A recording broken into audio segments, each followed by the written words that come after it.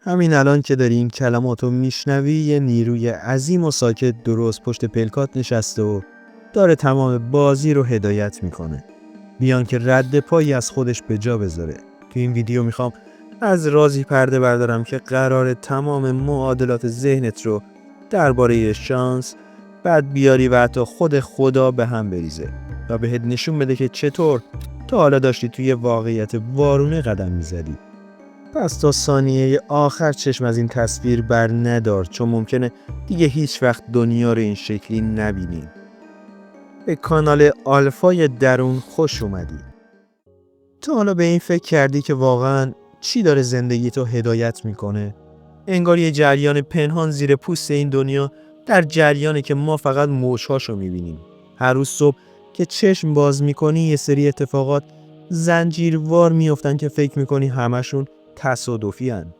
اما اگه بهت بگم هیچ تصادفی در کار نیست و یه نقشه خیلی بزرگتر پشت هر پلک زدن تو وجود داره، بازم همینطوری به دنیا نگاه میکنی؟ حقیقت اینه که ما توی اقیانوس از احتمالات غرق شدیم و فقط دنبال یه قایق نجات میگردیم. واقعیت دور و برت رو اون چیزی نمیسازه که با چشم میبینی، بلکه اون چیزی میسازه که ته دلت بهش باور داری. این فرصت هایی که یهو مثل معجزه جلوی پات سبز میشن در واقع پاسخهای کائنات به ارتعاشات درونی خودته. شاید اون مشکلاتی که فکر میکنی از ناکجا آباد اومدن فقط یه ترمز دستی باشن که از یه سقوط بزرگتر نجاتت بدن. درک این قدرت نامرئی اولین قدم برای اینه که بفهمی تو قربانی شرایط نیستی، بلکه خالق تک تک لحظات هستی. بیا رو راست باشیم، خیلی از چیزایی که درباره خدا بهمون گفتن بیشتر شبیه یه داستان ترسناک بوده تا یه حقیقت رهایی بخش. به ما گفتن خدا یه موجود خشنه که یه گوشه نشسته و فقط منتظر ما اشتباه کنیم تا مچمون رو بگیره. ولی اگه حقیقت خیلی لطیفتر و نزدیکتر از این حرفا باشه چی؟ اگه اون تصویری که ازش برامون ساختن فقط یه قفس کوچیک برای یه پرنده بی‌نهایت بزرگ بوده باشه، وقتش نرسیده که در این قفس رو باز کنیم؟ تو کتاب گفتگو با خدا یه حرف خیلی قشنگی هست که میگه خدا نه در بیرون بلکه در تک تک سلول‌های تو جریان داره. این یعنی تو هیچ وقت تنها نیستی و اون قدرت برتر مثل یه رفیق صمیمی همیشه کنارت ایستاده تا با همین مسیر رو طی کنین. وقتی این نگاه رو پیدا کنی دیگه از هیچ بن‌بستی نمیترسی، چون میدونی اون که راه رو ساخته بلده چطوری بن‌بست رو هم برات باز کنه. ذهن ما مثل یه پروژکتور میمونه که داره فیلم باورهای ما رو روی پرده دنیا پخش میکنه. اگه فیلمی که داری میبینی تلخه، به جای اینکه پرده رو پاره کنی، باید فیلم داخل دستگاه رو عوض کنی. این قدرت نامرئی که ازش حرف میزنیم همون نور پشت فیلمه که بدون اون هیچ تصویری معنا نداره. وقتی یاد بگیری چطوری با این نور هماهنگ بشی، میبینی که حتی تاریک‌ترین صحنه‌های زندگی هم یه زیبایی خاص و منحصر به فرد پیدا میکنن. باروخ اسپینوزا، اون فیلسوف بزرگی که خیلی عمیق به این قضیه فکر میکرد، معتقد بود خدا همون طبیعته و هر چیزی که وجود داره بخشی از اونه. یعنی تو نه جدا از خدایی و نه جدا از این دنیا. تو یه تیکه از اون پازل بزرگی هستی که اگه نباشی کل هستی ناقص میمونه. این حس تعلق به آدم یه غرور مثبت و یه آرامش عمیق میده که با هیچ پول و مقامی به دست نمیاد.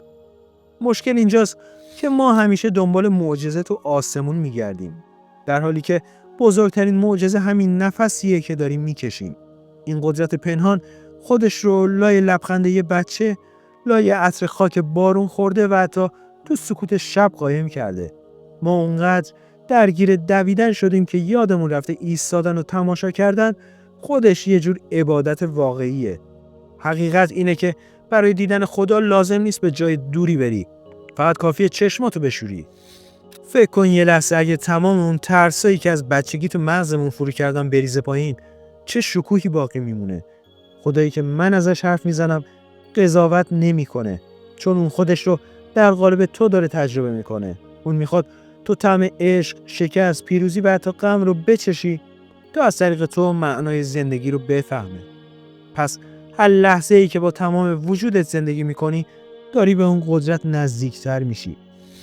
توی کتاب سفر روح نوشته مایکل نیوتن به این اشاره میشه که ما قبل از اومدن به این دنیا خودمون چالش‌های زندگیمون رو انتخاب کردیم. این یعنی حتی اون دردهایی که داری میکشی یه هدف والاتر دارن که قرار روحتو صیقل بدن. پس به جای اینکه بگی چرا من، بگو این قراره چی به من یاد بده. وقتی زاویه دیدت عوض بشه، دنیا هم شروع میکنه به تغییر کردن و همه چیز رنگ و بوی دیگه‌ای میگیره. هیچ وقت اجازه نده تعصبات و افکار پوسیده بین تو و اون منبع لایزال فاصله بندازه. خدا خیلی بزرگتر از اون مفاهیمیه که بشه تو کتاب‌های درسی یا سخنرانی‌های خوش پیداش کرد. اون یه حس رهایی خالصه، مثل لحظه‌ای که بعد از یک کوهنوردی سخت به قله میرسی و باد خنک به صورتت میخوره. اون حس سبکبالی همون خداییه که همیشه دنبالش بودی و فکر میکردی گمش کردی. خب دوست من، مرسی که تا این لحظه همراه من بودی. ازت میخوام لطف کنی ویدیو رو لایک کنی تا این ویدیو به دست افراد بیشتری برسه. کارل یونگ میگفت تا وقتی ناخودآگاهت رو آگاه نکنی، اون زندگیت رو هدایت میکنه و تو بهش میگی سرنوشت. این دقیقاً همون نقطه‌ایه که قدرت نامرئی وارد عمل میشه و باورهات رو به واقعیت تبدیل میکنه. اگه فکر میکنی دنیا جای ناامنیه، اون قدرت بهت ثابت میکنه که حق با توئه. اما اگه باور کنی که خیر و برکت همه جا هست، درها یکی یکی به رود باز میشن و معجزات سرازیر میشن. بیاین یه لحظه به این فکر کنیم که اگه خدا واقعا عشق مطلق باشه، اون وقت تکلیف اون همه تنبیه و مجازات چی میشه؟ حقیقت اینه که ما خودمون با اعمالمون بهشت یا جهنم رو همین جا میسازیم. اون قدرت نامرئی فقط مثل یه آینه عمل میکنه و هر چیزی رو که به سمتش بفرستی بهت بر میگردونه. پس به جای ترسیدن از آتش، سعی کن نور درونت رو اونقدر زیاد کنی که هیچ تاریکی جرأت نزدیک شدن بهت نداشته باشه. توی کتاب کیمیاگر یه جمله خیلی عمیق هست که میگه وقتی چیزی رو بخوای، تمام کائنات دست به دست میرن تا تو بهش برسی. این کائنات همون دستیارای اون قدرت بزرگ هستن که شب و روز دارن برای رسیدن تو به آرزوهات تلاش میکنن. شرطش اینه که تو هم به اندازه اونا جدی باشی و میانه راه پا پس نکشی. ایمان یعنی همین که بدونی وقتی قدم اول رو برمیداری جاده خودشو نشون میده. خب دوست من، اگه همین الان مطمئن بودی که خدا تحت هر شرایطی پشتته و هیچ وقت تنهات نمیذاره، بزرگترین کاری که جرأت میکردی انجام بدی چی بود؟ برام تو کامنت ها بنویس که این اطمینان چه تغییری تو تصمیمات فردات میذاشت. این تمرین ذهنی میتونه بهت نشون بده که چقدر ترسای واهی مانع پیشرفت و خوشبختیت شدن. زندگی مثل رقص دو نفره بین تو و اون قدرت نامرئیه. گاهی اون هدایتت میکنه و گاهی تو باید گام اولو برداری. اگه همش بخوای کنترل همه چیزو به دست بگیری، فقط خودتو خسته میکنی و از لذت رقص جا میمونی. رها کردن به معنی بیخیالی نیست، بلکه به معنی اعتماد کردن به اون هوش برتریه که ضربان قلبتو تنظیم میکنه. وقتی یاد بگیری رها کنی، میبینی که چقدر همه چیز راحت‌تر پیش میره. آلبرت انیشتین میگفت 2 راه برای زندگی کردن وجود داره. یکی این که انگار هیچ معجزه‌ای وجود نداره و دومی این که انگار همه چیز یه معجزه است. انتخاب با توئه که کدوم عینکو به چشمت بزنی تا دنیا رو ببینی. اون قدرت هدایتگر همیشه فعاله، ولی فقط کسایی حسش میکنن که با چشم دل به تماشای دنیا نشستن. پس از این به بعد حتی به افتادن یه برگ از درختم به چشم یه پیام نگاه کن. خیلی وقتا اون چیزی که ما بهش میگیم بدشانسی در واقع یه تغییر مسیر هوشمندانه است که ما درکش نمی کنیم. اون قدرت نامرئی از بالا به کل نقشه نگاه میکنه و میدونه کدوم جاده به صخره ختم میشه. پس اگه دری برات بسته شد، به جای کوبیدن به اون در دنبال دری بگرد که برات باز شده. ایمان واقعی یعنی لبخند زدن وسط طوفان، چون میدونی ناخدای کشتی بیداره. ما مثل موج‌هایی هستیم که فکر میکنیم از اقیانوس جداییم، در حالی که ما خود اقیانوسیم در قالب یه موج. این درک تمام ترس از مرگ و نیستی رو از بین میبره. و بهت یه قدرت بی‌پایان میده. وقتی بفهمی که ریشه ها تو ابدیت فرو رفته، دیگه از بادهای گذری تکون نمیخوری. تو تجلی همون قدرتی هستی که کهکشان‌ها رو میچرخونه. پس خودت رو دست کم نگیر. توی کتاب نیروی حال یاد میگیریم که تنها جایی که میشه اون قدرت رو ملاقات کرد همین لحظه است. نه تو گذشته‌ای که رفته و نه تو آینده‌ای که هنوز نیومده. خدا فقط تو الان حضور داره. وقتی ذهنت رو از هیاهوی فردا و دیروز خالی کنی، صدای آروم و دلنشین رو میشنوی که داره راه درست رو بهت نشون میده. این حضور همون چیزیه که به زندگیت معنی واقعی و عمق میده. هیچ وقت برای شروع دوباره و آشتی با این قدرت پنهان دیر نیست. چون اون هیچ وقت قهر نکرده که بخواد باهات آشتی کنه.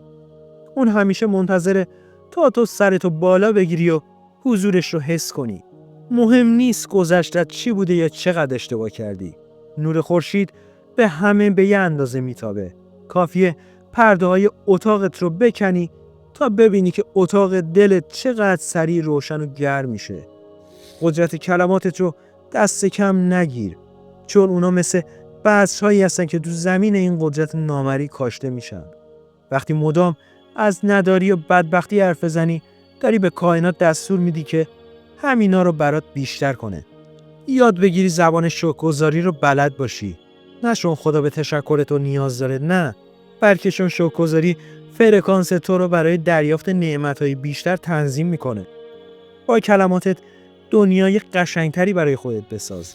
بعضیا میپرسن اگه خدا هست چرا این همه رنج توی دنیا وجود داره؟ جوابش شاید تلخ باشه، ولی واقعیت اینه که خیلی از این رنج‌ها نتیجه انتخابای خود ماست. اون قدرت برتر به ما آزادی داده تا خودمون رو پیدا کنیم، وگرنه ما فقط یه سری عروسک خیمه شب بازی بودیم. رنج یه زنگ بیدار باشه تا بهمون یادآوری کنه که یه جای کار رو اشتباه رفتیم و باید برگردیم به مسیر اصلی، مسیر عشق و آگاهی. وقتی به این باور برسی که هر اتفاقی در نهایت به نفع توه، یه آرامشی سراغت میاد که با هیچ چیزی عوضش نمی‌کنی. این یعنی تسلیم بودن در برابر جریانی که خیلی از تو باهوشتر و خیرخواه توه. دیگه لازم نیست برای هر چیزی بجنگی و هرس بخوری. فقط کافیه بهترین خودت باشی و بقیه رو بسپاری به کاردانی اون. اینجوری زندگی از یه نبرد سخت به بازی مفرح و زیبا تبدیل میشه. در نهایت یادت باشه که تو برای یه مأموریت بزرگ به این زمین اومدی و اون قدرت نامری همه جور هواتو داره. تمام ابزارهای لازم برای موفقیت و شادی درونت قرار داده شده. فقط باید باورشون کنی. این مسیر سفریه از خود محدودت به سمت خود نامحدودت که همون تجلی الهیه. پس با قدرت قدم بردار، چون تمام عالم دارن تشویقت میکنن تا به بهترین ورژن خودت تبدیل شی. خب دوست من، مرسی که تا این لحظه ویدیو همراه من بودی. اینو یادت باشه که تو جرقه ای از نوری. پس نذار هیچ تاریکی شعله درون تو خاموش کنه.